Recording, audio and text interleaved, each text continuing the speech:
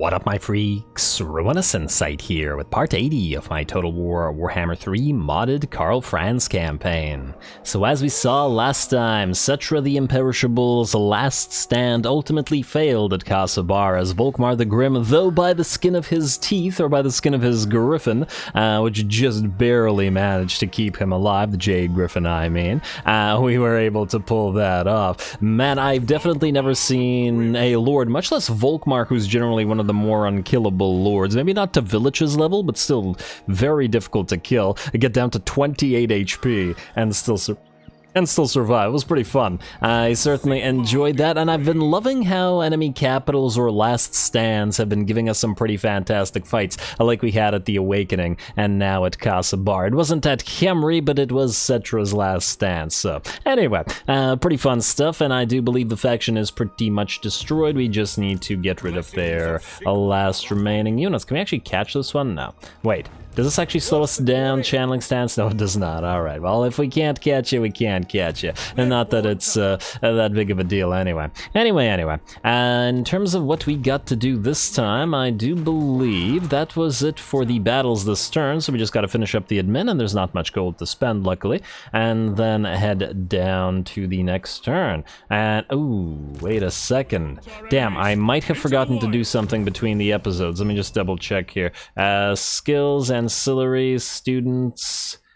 Yeah, we got a bunch of extra students from last time, and I did not assign them. Oh, you can have one. Alright, that was perfect. I didn't realize that he didn't have one, and you do. Alright, so there's an easy way to do this that I haven't been doing lately, but we can do it now. So, start with you, Rupert Puttkamer. You have a student. Next, you do not. Sorry about this, guys, but, you know, I do this between the episodes 99.9% of the time, and when I don't do it one by one. So, yeah, a few seconds here and there. It's necessary, and that was it. Okay, that was relatively painless. Alrighty, well then let's keep going. And ooh, what's our research rate? 450. It's solid, and it still ain't great since these are gonna take 3 turns.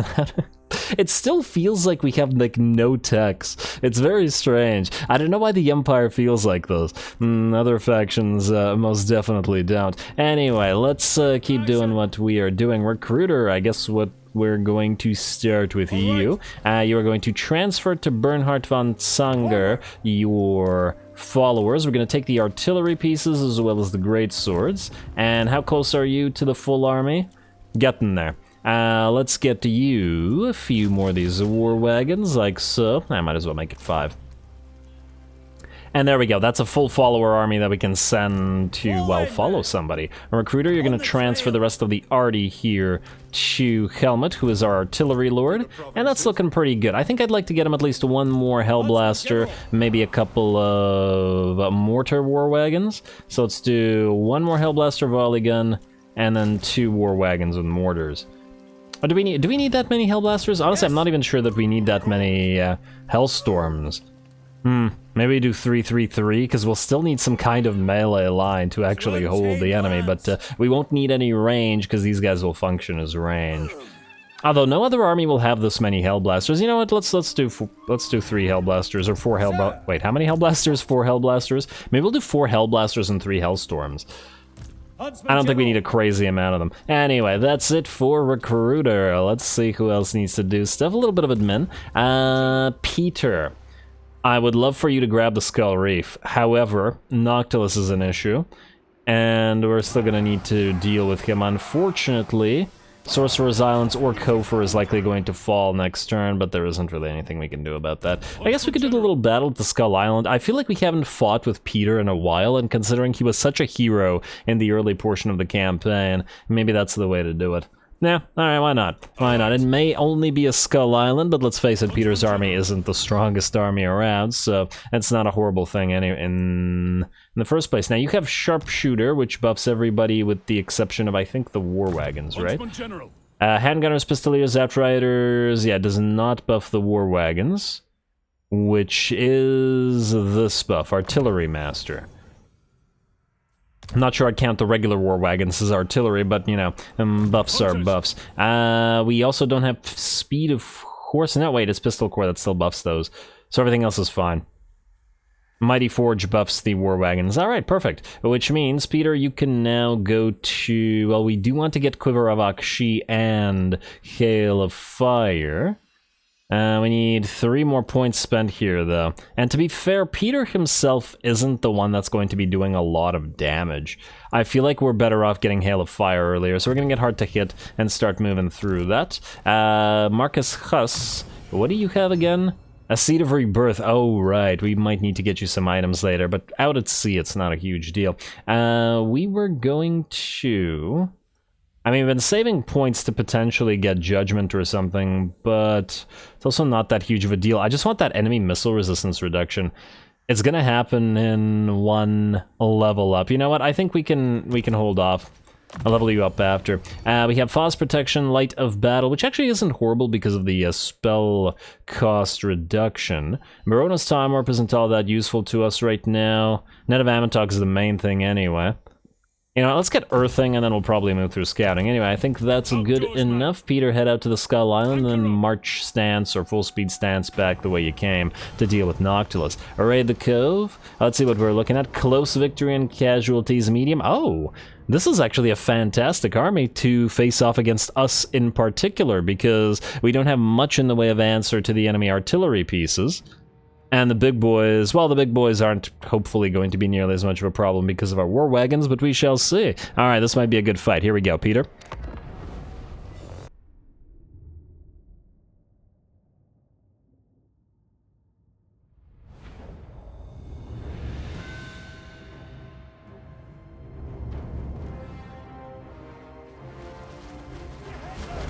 Alright, no speech for this, Peter? Alright, apparently no speech. No speech, only summons, by which I mean the halberdiers and the handgunners. Well, there we go. Peter's gonna begin by firing off an arrow of Akshi as like a flare towards the enemy army to identify them. Looks like the arrow of Akshi managed to kill, what, 3 units of depth guard? 4 units of depth guard. Well, it's something. I still feel like we need to get some sort of buffs for these guys, for the Huntsman Generals, even if it's buffs just towards the units that they have, as in the units that they tend to have in their armies, because currently I really don't see much of a reason to use them unless you have a bunch of Huntsmen in your army, and even then, an Archlector is probably going to be better, and the Generalist buffs from the... damn, those guys run fast. Oh, I love SFO and the speed additions to all vampiric units. But anyway, the problem with them is that their buffs, even the buffs, are kind of inferior. They're just not good enough. Anyway, we're going to begin this fight by trying to surround the enemy. We had our run and gunners, our pistoliers, and our sisters of the Thorn essentially just hide away in these trees so that they can get around the enemy army and kill off these 5 damn artillery pieces. This is just so many artillery. And the heck is this? What is going on here? Alrighty, well, that sister is quite bugged, or she's doing some really fancy riding here.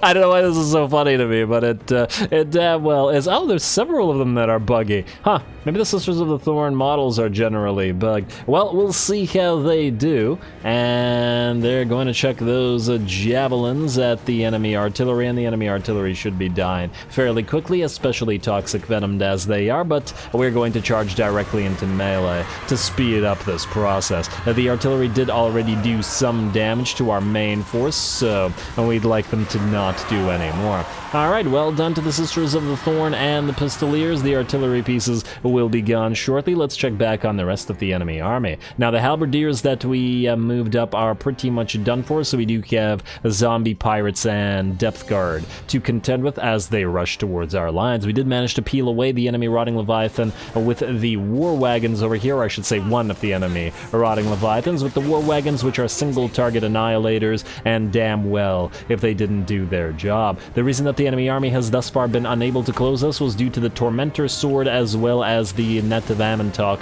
coming in from our Light Wizard, which has certainly been helping out. But now the enemy army has arrived and a charge to the flanks of our Free Company militia sees the enemy's second Rotting Leviathan enter the fray in a fairly devastating way. That said, it's not going to be around for long as the Halberdier, or not the Halberdiers, the Huntsmen with their anti-large and the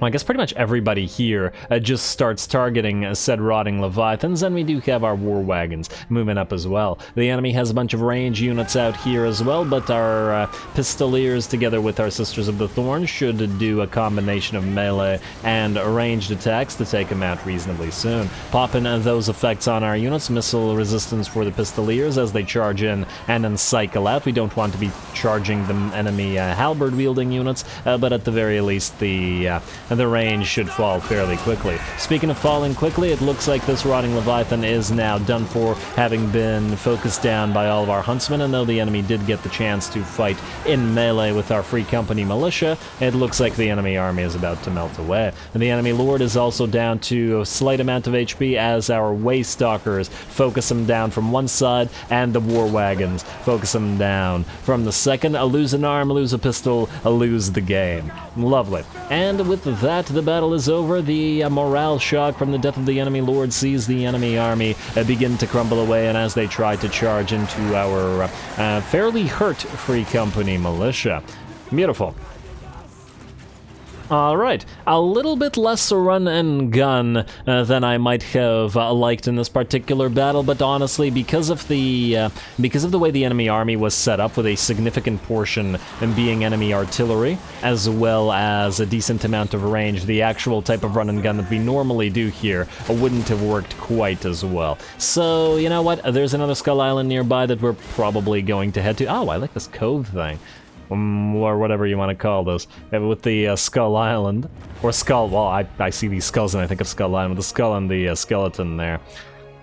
What was I saying? Yeah, there's another Skull Island nearby. If we choose to send you out there, Peter, maybe we'll try a different sort of tactic. Not that this one worked poorly, mind you, and it's still 20k, and I'm sure we'll be able to heal it fairly easily when we actually get to a place that can heal.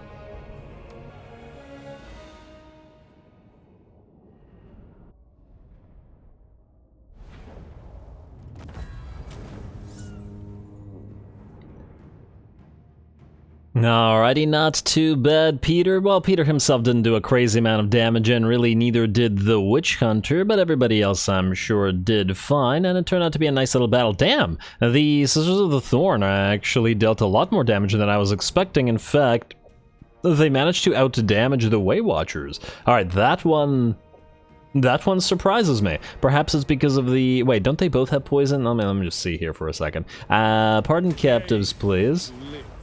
And another student, swell. And an Armor of Destiny, even more swell. And that was the reward from that. Yeah, what I wanted to see was, yeah, these guys have the toxic venom, whereas these guys just have the regular poison.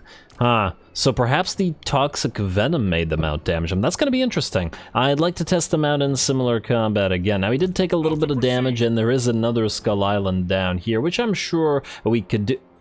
Raw. Huh. Shouldn't you be a Tomb King? But anyway, huh.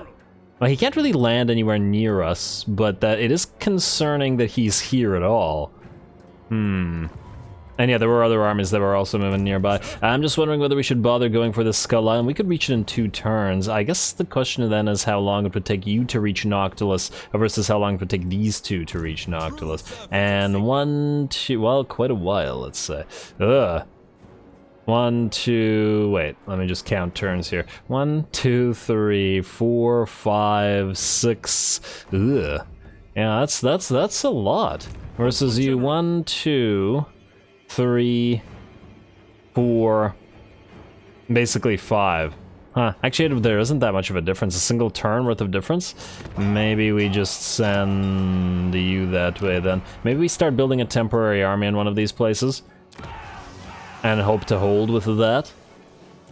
If we can. I mean, we can only build basic units, but basic units are better than no units. Archlector, let's go with you. Monster Tracker, because I expect you to die. Let's put you here in Lashik, because, well, Sorcerer's Irons can't defend itself, but who knows? Maybe Lashik can. Let's get you up to Grand Soulfire, hold the line, and at the very least, you should hopefully be able to do some damage to the enemy, even if you can't win. In terms of units, the only things we can recruit here... Oh, we can recruit... Flagellants here. Well, that's interesting. Not gonna be super effective against Count Noctilus's forces. But they will fight to the death, which means towers, for example, will keep fighting. Alright, you know what, I like that. Let's do that, and Lashik, can we do anything that will buff the place? As in, buff our fighting capabilities. Does not look like it. Control, nothing for leadership or anything of that nature. I guess we get State Troop Levy here. Let's do State Troop Levy, rather. Also, I saw that we had some global recruitment. It's currently being used by Leopold van Blount. He's also going to need it, though. I guess there's no guarantee that Noxus doesn't land immediately, but nonetheless, I think we probably will want you to cancel these, so that we can use the global recruitment elsewhere. Alrighty, you will cancel. We do have to protect our borders, and you will get, let's say, I guess, a couple of spears. Although, what do we have in terms of defenses here? With Sheik, you have some crossbows. Could probably use more crossbows. Or, wait, mortars take how long to recruit? 2 turns, damn. I was hoping to get some artillery. It was unlikely, but I was hopeful. And, oh, right, before I forget, the Teutogan Guard need to be recruited, and I guess the Eldred's Guard as well. I still have no idea where to recruit them, though. Maybe we should just temp recruit them somewhere so that the slot is essentially held? Probably. Maybe we'll get a couple of huntsmen here rather than crossbows. And, oh man, they're expensive. But we did just get 20k. The huntsman for the big boys, the anti-large. Plus Noctilus himself, he's on his necro-effects. So obviously nobody here has any kind of chance, but, well, give it a try. Emperor's Finest buffs Flagellants, which is actually kind of odd from that what that skill is, but Flagellants definitely don't appear to be a unit that should be in a group called the Emperor's Finest, because that's, you know, Imperial regular troops. But anyway, I'm getting distracted, as I tend to do. We probably could get Pistol Corps, but I think we'll just get hard to hit. If it's a single point, it's gonna make much of a difference, and if he attacks here, none of this will work anyway. Not that I expect it to work, mind you, just to slow him down, at least a little bit more. Then we want... Oh right, the whole Azazel thing. I still don't know where he is, but it's not like we can catch him, and that doesn't change the fact that we will get the Teutogan Guard recruited here. That was the only one that we can recruit, right? Hopefully we can get Null Ironsides soon. Gotta get those Ironsides. Alright, you're looking good now. Where to put the Eldred's Guard? I guess we could build them around a new army, so... Recruiter, you're gonna get the Eldred's Guard for now. Unless, wait. I'm just trying to remember, how much does Ferry here have for Balthy? He has a Luminarch, a couple steam tanks, and some Hellblasters. Not enough to actually get rid of his melee units, I think. At least not at the current time.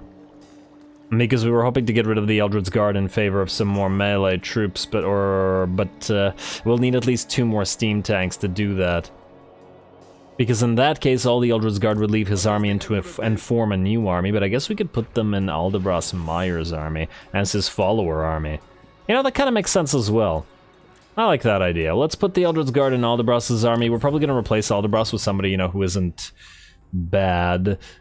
He's also a general. Well, he does have the buffs for the general stuff, and Emperor's Finest, which buffs spears. And why not? There you go. You can have an Eldred's Guard yourself there, Aldebras. You will be following Balthy forever, I guess. You'll be Balthazar's follower army. Not quite the same as other follower armies, but, you know, he's been here, and we don't have to have every follower army be the same. Anyway, back to what we were doing. Let's see who else needs to move.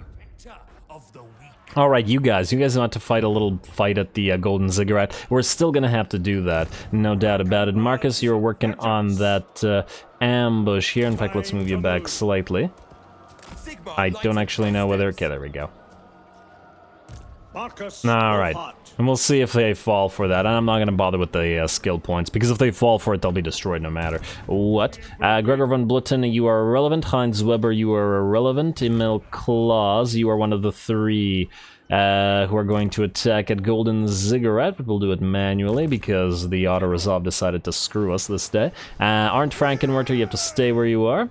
Alright, Ferry, you have to stay until we figure out if there are Skaven there. Although, at this point, what's the likelihood that you actually get, not only that you get attacked, but the Skaven here are also able to ambush you, eh? If there are even Skaven there. No, I'm still not gonna risk the ferry. It's too risky, it's too risky. What if there's a full stack that ambushes and insta-kills those precious steam tanks? Anyway, Booster, you don't need to move. Simon Mosher, you know what? You can leave this place and start wandering closer to the blood swamps. I don't believe you can reach them in one round, but that just means you can go into a camp stance and go right here and get ready for it. We'll still be trading the Awakening away to the Bordello Errant, because we already have way too much admin to be getting on with, but that's fine. Tech Thieves, you need to move as well. Let's thief some tech, or steal some tech. And the other tech thief was this one out here. And, hey, success! Well done, bud. And you can move as well. Was that all the tech thieves? And there is another. Please tell me much. And there is another. You're just gonna go this way, and you're gonna go up north. Booster, Bruno, and I believe that's it. Alrighty, so, last things we have to do are spend the money and send in the clams, as in these 3. Alright, we'll start with the money, I guess. We don't have a lot of buildings to build anyway, so it's not gonna be a concern. But we do have a few in a few places. Ackendorf, let's get you those defenses up and running. You're definitely going to need them in the future. I don't think we need to waste our time on the coaching inn, but we do want the paved roads, and we do want the weaving house. Northern Grey Mountains, let's keep that gold flowing. Ooh. Do we maybe want to trade off one of these for a wizard location? Maybe not super necessary. At least it will be necessary, but probably not necessarily here. Anyway, spice trade shall continue. Wellsprings of Eternity, let's upgrade you and get a little bit of everything around you to grow. Alright, so lots of growth here. We probably will no longer need the barracks at the Pillars of the Unseen Constellation, but that will change eventually. Shifting Sands and Casa Bar. Assuming that we keep the place, and there's a fairly reasonable likelihood that we do, because it generates decent cash, we will probably need either public order. Actually, well, it's a green territory, but it has no public order buffs, and we don't get any provided by the City of Bronze, which means we have no choice but to go for the tap room. Alright, Hawkland, you're up next. Ergig, you have space to build the paved roads, which we definitely need because everything's around you. Do we want the tap room here? The public order looks actually quite good. Maybe it's not necessary here. Nice at the current time, which means more wizard capacity, perhaps? Spell resistance. I mean, once again, I feel like we could just build these in minor provinces, which doesn't make them feel as necessary. Maybe it's better to just build a Siege Engineer's Workshop. It's more valuable to actually get steam tank capacity, so let's do that. Hard to say no to steam tank capacity, and the same will probably be true of several other places, but this place at least has only 2 settlements, which means it's a good use of the space to make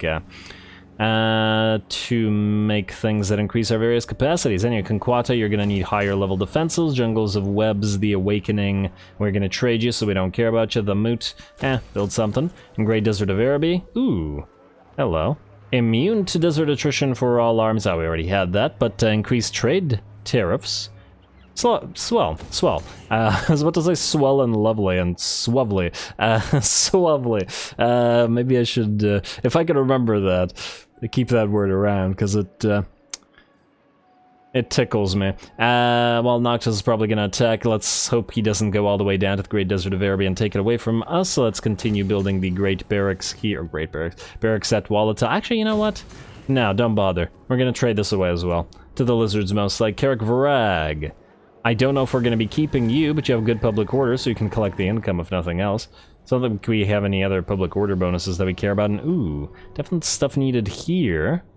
Oh, no, these are red territories that we're also going to trade away. Screw it. Screw it, don't bother with them. Alter the Crimson Harvest. You're kind of in the same situation where we're probably going to trade everything in Norska away.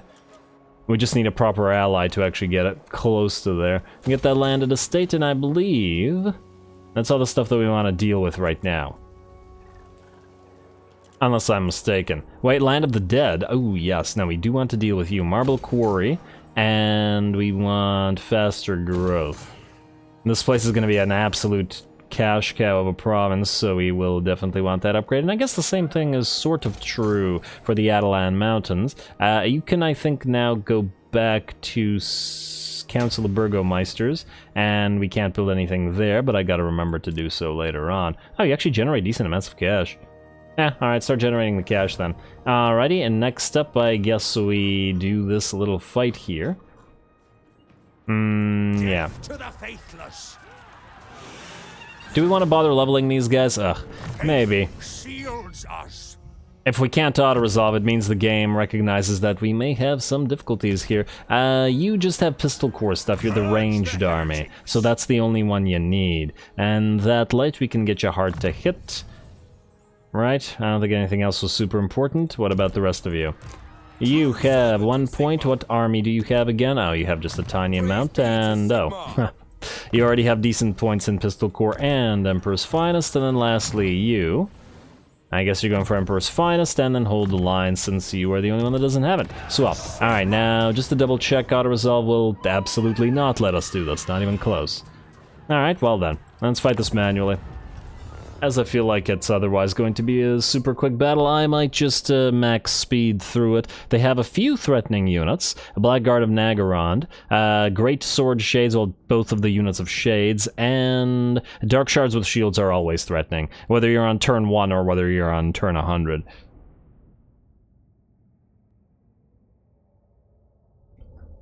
They're a great little unit with their cheap, easy access to armor piercing. And you guys know how I like easy access. Anyway, let's get you guys back here. Huh. I wonder if the Shades will move towards us. I remember getting tricked by what's-his-face. Was it Loke here? I don't know. In my Zatan campaign, just getting tricked and a bunch of Shades showing up, which was kind of neat, but also kind of annoying. Let's get you guys here. You can fire on down. You guys, how many are you? 5? Let's go 6. Let's make your group 2. Make your group, I don't know, 3. 3. And then 4, and then I guess 1. You can, I guess, stay down. No, actually, you don't need to stay down here because we got reinforcements coming in. Alright, start battle. And then you can move out here. You guys can spread yourselves out a little bit like so in case you move down there. And we'll see if the Shades decide to show up. But we can wait for the reinforcements just to, you know, hopefully at least slightly minimize the casualties. In fact, wait, you can go out front. I don't see any Shades firing at you, so you seem to be okay. And we're at max speed. Okay, I guess they're not going to approach us then. Swell.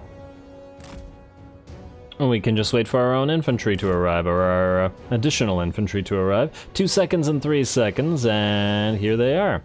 Alright, let's take the ones that aren't horrifically badly damaged already. And, oh, what the... Okay, I was wrong, I was mistaken, the Shades are here. Okay. Okay, all of you target those Shades. Well, the enemy still screwed up because they kind of engaged with our Arch Lector here much quicker than they should have. In fact, they seem to have gone into melee. Not that it's important because they get ripped apart either way. Okay, wait, so if the one unit moved up, does that mean the other unit moved up as well? Alright, wait, you go out there. They could have the other unit in the trees somewhere. Well, either way, that was one of their most threatening units on the field, so not too bad. In fact, you guys change positions like so, and then you guys are going to change positions like so. You look for the Shades, but try not to get into combat with those Dark Shards, and is the enemy reacting to us? And they appear to be. Well, either way, we have a superior position here. Oh, you know what? If you could charge those Dark Shards before they can do anything, that would be just lovely. Oh, there's the other unit of Shades. Found it. Charge the unit of Shades, then. In fact, all of you try to attack it, while all of you take a nice position. Alright, you know what? I think it's time to go. Everybody just move forward. I don't think I care. Once again, I was gonna max speed through this, so... it's unlikely that we're going to take enough damage for any of this to be concerning. And, okay, I wish that these guys would hurry up, but otherwise. Let's attack, and then you guys can fire on those Dread Spears, you two onto the Dark Shards. In fact, no, go into melee and directly fight the Dark Shards. You guys move up close and turn on Skirmish mode. You two can be Group 5. And wait, and oh, wow. I accidentally columned all the units. You know what? Group 7, attack. You guys are good. You guys, group, I don't know. Just move forward. Just move forward. And you guys, would you please? You're not doing what you're supposed to be doing. And, oh, are you guys actually fighting the Shades in melee? I didn't mean to send you into melee, my bad. Alright, you guys back off, and where are you two? Group 5. Alright, let's send you to the biggest blob of enemies we can find. And then the rest of you, Free Company, can march forward. We are surrounding them from this side as well. I would like you two to actually charge those Shades in melee. And really, it'll only be the Blackguard and Agaron, which are going to be problematic. Swell. Alright, you guys attack this. Militia forward. Is anybody actually getting hurt? Oh, wow, you're actually getting kind of hurt by the, well, by the Shades. Alright, and oh, the Blackguard are actually here, so you're going to get those, and then we're nearly done here, I think. Alright, enemy is very much in combat. You're going to soul fire, and as soon as that's up, I'm going to pop your buffs, then you're going to soul fire as well, just to speed it up a little bit. Alright, looks good, looks good. We just need to get some of the Free Company militia behind the Blackguard of Nagaron so that we can fire into their backs, and let's speed it up a little bit. Not max speed, perhaps, but at the very least faster. Alright, and yeah, the Free Company militia are gonna get hurt like this. Fighting Blackguard of Nagaron. You know what? All of you range units target the Blackguard. Oh, I didn't mean to actually force you all to stand like this. There we go. And more Free Company militia, and the battle will be over in a second. Yes, this absolutely should have been auto-resolvable, but the game didn't want to allow us. Alright, there we go. Very minimal damage, unlike whatever the auto-resolve said, and probably if I had bothered to control this properly, we could have taken even less. But certainly not a battle worthy of bothering with. Yeah, really, ML Claws was the one that took most of the damage there anyway.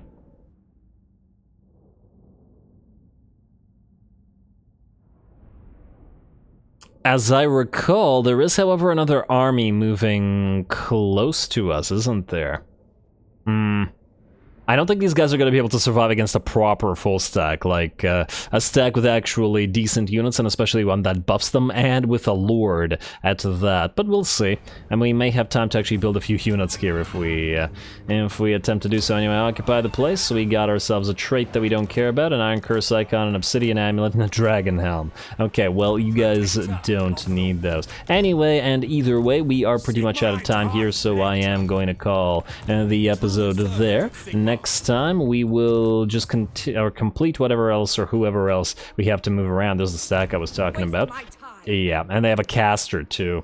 Not great, and full-on magic. We will complete moving whoever it is that we need to move, then end the turn, and then hope that Mazda Mundi falls for this 100% ambush, if we can make it happen. And otherwise continue to move everybody up to help Karl, in which case we can hopefully heal him up and start having him fight things again. Honestly, I'd really love to leave the Monolith of Bubonicus and head to the Writhing Fortress, but we shall see if we can't accomplish that before Nud gets here and does it for us. Anyway, more Karl to come as we get closer and closer to the endgame scenario. Don't forget to leave a like and comment, and whatever I usually say, all glory to the algorithm. And thanks for watching.